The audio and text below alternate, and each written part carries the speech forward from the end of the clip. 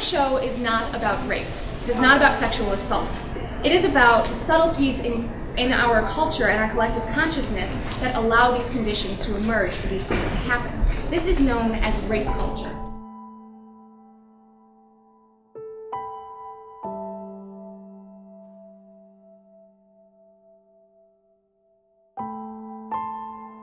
If you look on TV or in movies, we see that the message we keep sending to little girls is that stories only happen to women who are thin and conventionally beautiful.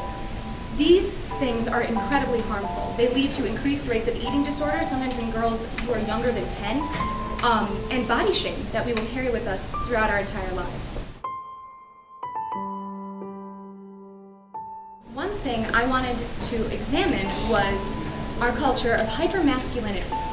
Hypermasculinity is the exaggeration of male stereotypical behavior, such as emphasis on physical strength, aggression, and sexuality. Not only does these things that we're teaching stunt the emotional development of young boys and keep them from being able to have healthy emotional responses later in life, but this also plays into this culture of rape.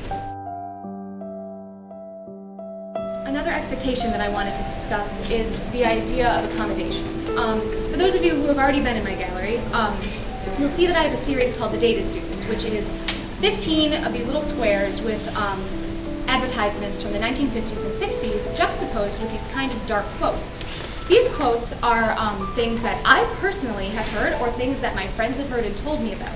These are direct quotes from people like you, people like us. I didn't get them from the internet. These are things that were said in day-to-day normal conversation.